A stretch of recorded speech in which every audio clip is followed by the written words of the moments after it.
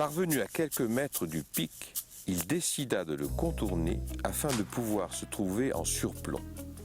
Il avait repéré un passage qui permettait de s'approcher au plus près de cette chose énigmatique qui trônait au milieu du chaos. Il réussit à l'atteindre et là, il vit. Damien était horrifié. Il faillit chanceler et dut s'asseoir. Ce qu'il voyait dépassait l'entendement. Les restes d'un corps humain déchiqueté.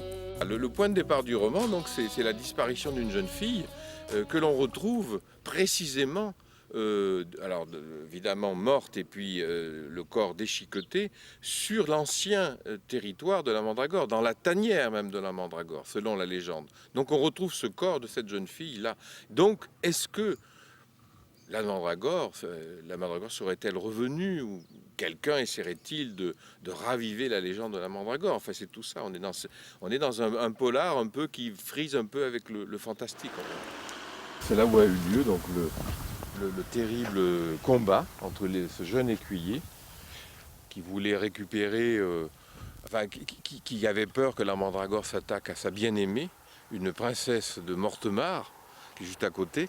Et donc, avec son petit cheval et sa lance, il a affronté la Mandragore toute une nuit ici, précisément. D'ailleurs, nous avons ici les traces encore de ce combat. Les griffes de la Mandragore ont laissé leur marque dans le granit limousin quand même.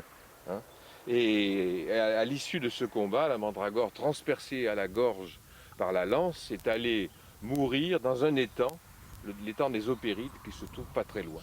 Et la légende nous dit, et d'ailleurs je ne sais pas même, je crois que c'est la réalité, c'est que chaque année, il y a un jour de l'année où l'étang des Opérides redevient tout rouge. C'est le sang de la Mandragore qui, une fois par an, remonte du fond de l'étang.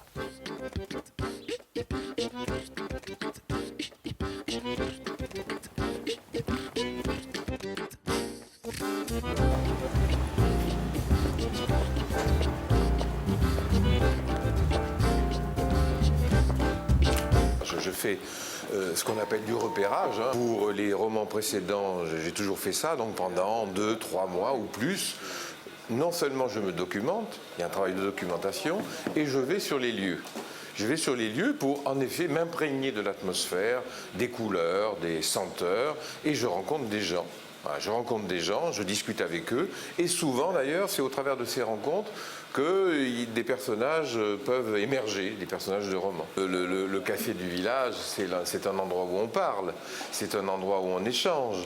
Et effectivement, il y a notamment dans le roman, le souffle de la Mandragore, donc c'est un lieu, là, ici, le café, brasserie, épicerie de la Mandragore, c'est un lieu où à la fois on vient chercher des informations, mais c'est aussi un peu du poker menteur, c'est-à-dire qui va dire quoi, qui ne dit pas quoi, c'est un peu ça. Oui, bien sûr, c'est un lieu par définition que tout bon enquêteur va fréquenter.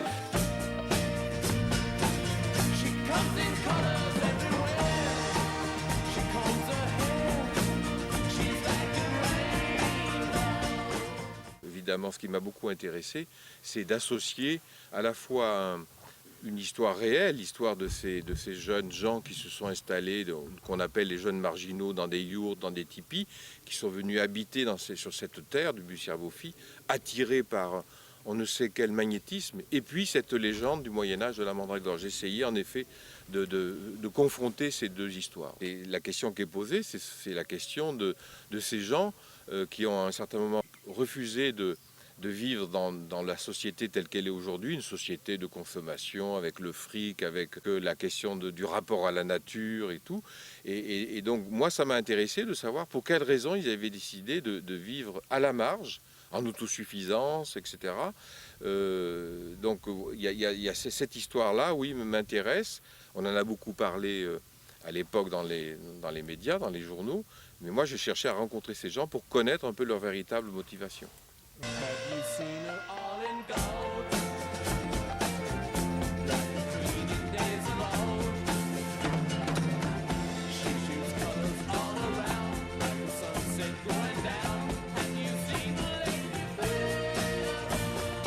C'est vrai que là, avec le souffle de la mandragore, on est véritablement dans ce qu'on peut appeler le polar rural, hein.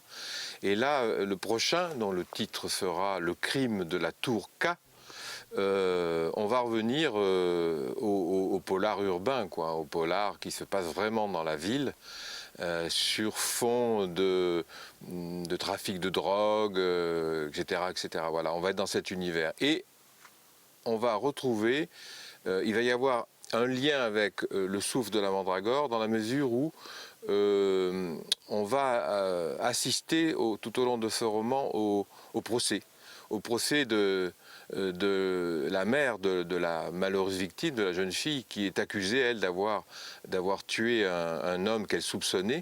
Et donc on va assister à ce procès. La difficulté, c'est à chaque roman de surprendre encore le lecteur.